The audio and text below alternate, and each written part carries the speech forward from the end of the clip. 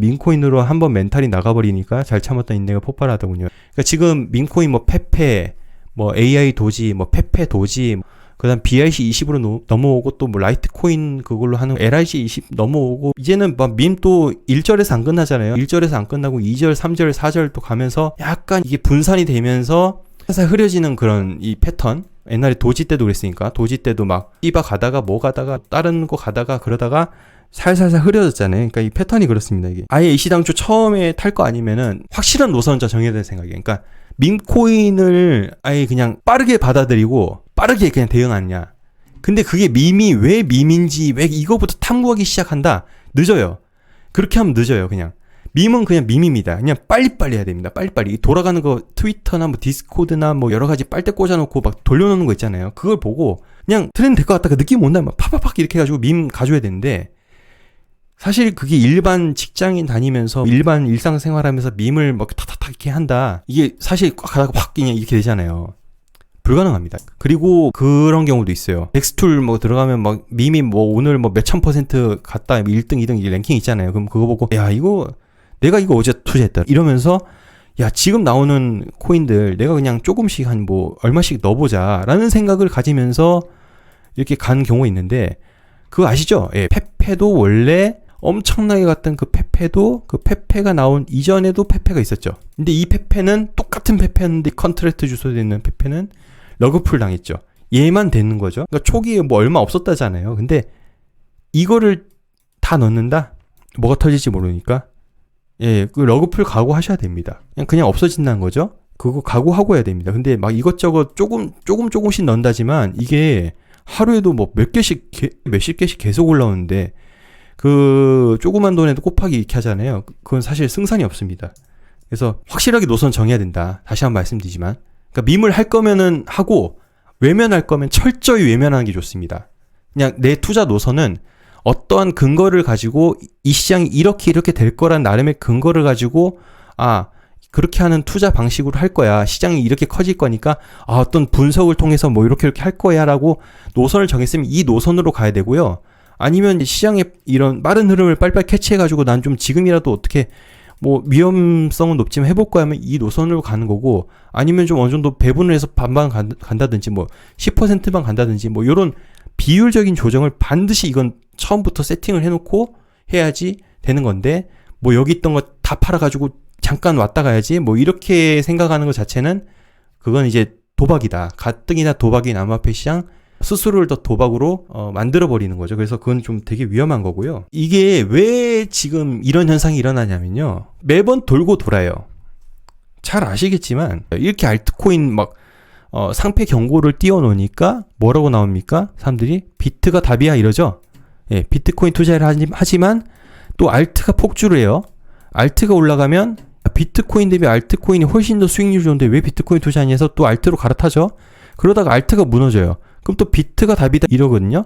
또 대상승 시기에는 비트가 먼저 올라가니까 비트가 답이다 하다가 비트가 파킹할 때 또 알트가 폭발해요.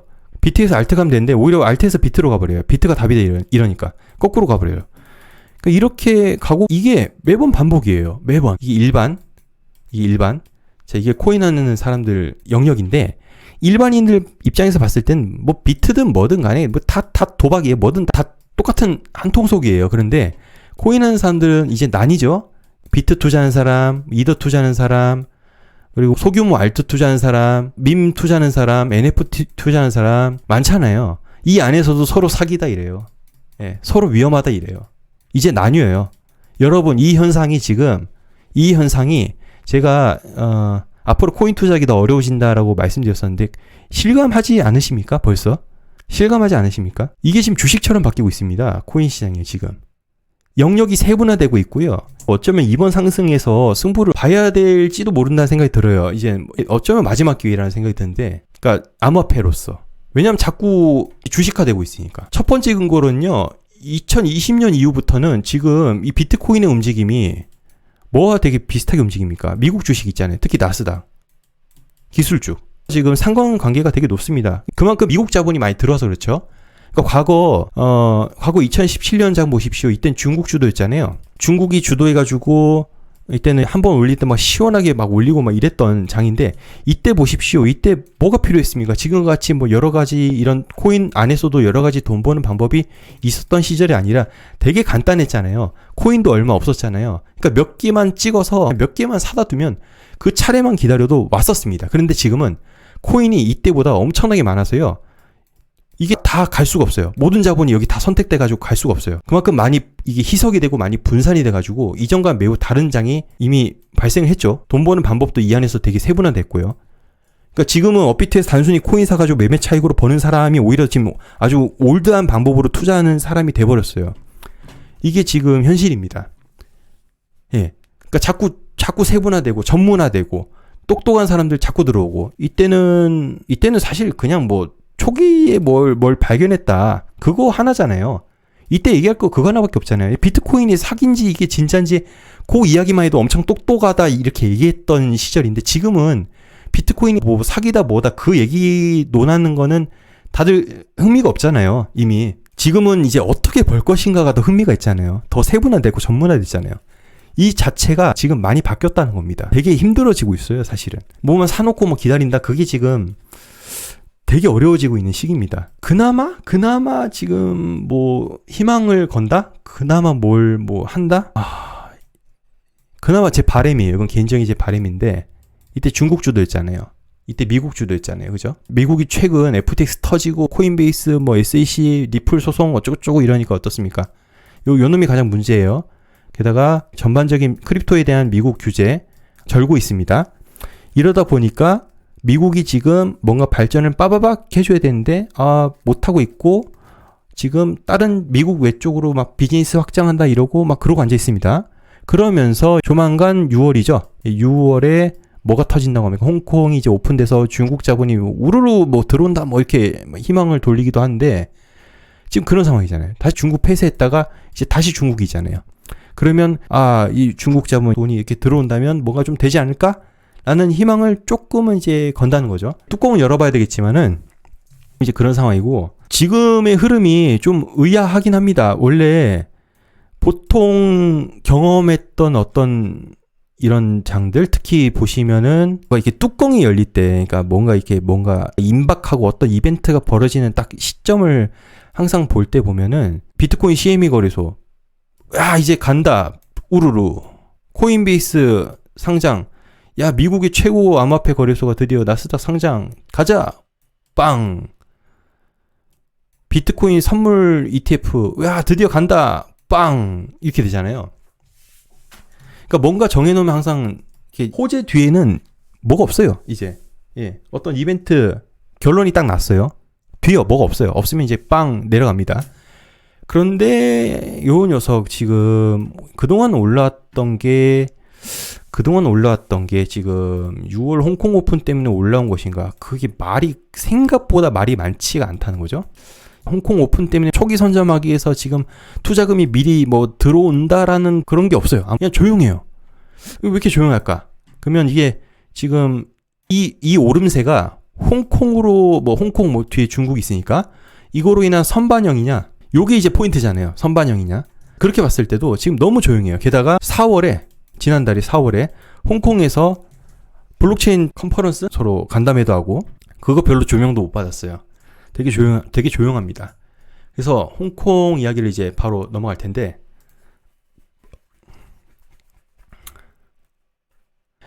일단은 CG가 최근에 그 트위터로 이런 이야기를 했습니다. CCTV, 중국 중앙 텔레비전 CCTV 에서 방금 암호화폐를 방송했습니다. 중국어권 커뮤니티가 떠들썩합니다. 보통 역사적으로 이와 같은 보도가 나오면 강세장으로 이어졌다고 이렇게 참봉차오가 얘기하는데, 사실 참봉차오가 이야기한다고 해서 모든 것이 맞진 않죠. 뭐 작년 하락장 같은 경우도 뭐 이제 곧 강세장입니다 이렇게 얘기를 했지만 안 맞는 경우도 있습니다. 그의 말이 100%는 아닙니다. 하지만 이런 얘기를 꺼냈으니까 보긴 봐야 되잖아요. 그래서 클릭을 하면 뜨질 않습니다. 이 영상 내렸습니다. 그렇다고 영상을 못 보냐? 그렇지 않습니다. 항상 이 트위터 이 사람들은요, 카피를 다 떠놓습니다. 그래서 잠깐 좀 보시도록 하겠습니다. 来关注加密货币交易的最新消息。香港证监会今天 보시면 6월 1일 뭐 대충 이건 볼 수 있잖아요. 6월 1일 뭐 홍콩 오픈에 대한 이야기도 대충 비트코인 나오고 NFT 나오고 이렇습니다. 그래서 CCTV에서 이와 관련된 보도를 하고 있다는 것이 지금 포인트고요. 그래서 뒤로 이제 보면 홍콩 이야기를 하고 뭐 이와 관련해서 보도가 나왔다는 겁니다. 여러분들은 어떻게 생각하십니까? 지금 이거가 너무 조용하다고 생각하십니까? 자, 지금 이 홍콩 소식이 뭐 이렇게 나왔다고 하는데, 자, 6월 1일 홍콩 이것이 지금 비트코인 가격이 이미 반영이 됐다라고 생각하시는 분 1번 누르시고요. 아직 이게 너무 조용하다. 오히려 반영이 안 되고 이게 좀 땡하고 나서 뭐 이렇게 들어오려나? 예, 반영이 아직 안 됐다. 아직 반영이 안 됐다라고 생각하시는 분은 2번 눌러주세요. 자, 이미 반영이 됐다. 지금의 오름세가 이미 반영이 됐다. 선반영됐다. 1번. 아직 선반영 안 됐다. 2번 누르시겠어요? 예, 이걸 보고 또 반대로 생각하지 마시고요. 그냥 단순하게 재미로 해보는 겁니다. 제가 보기엔 2번이 조금 더 많은 것 같아요. 제가 이 앞에 먼저 이야기했던 것 때문에 약간 영향이 갔을 수도 있어요. 아무튼 홍콩에서의 지금 움직임은 좀 여러 가지 움직임이 있죠. 제가 텔레그램으로 공유드렸지만은 여러 가지 시범 프로젝트도 하고 그 안에서 뭐 여러분 좋아하시는 XRP, 리플 같은 경우도 뭐 껴서 한다고 하는데 리플에서 CBDC 및 스테이블 코인 뭐 개발 플랫폼 출시도 하고 있다 해가지고 일단 단기적인 게 아니라 약간 중장기적인 내용이고요.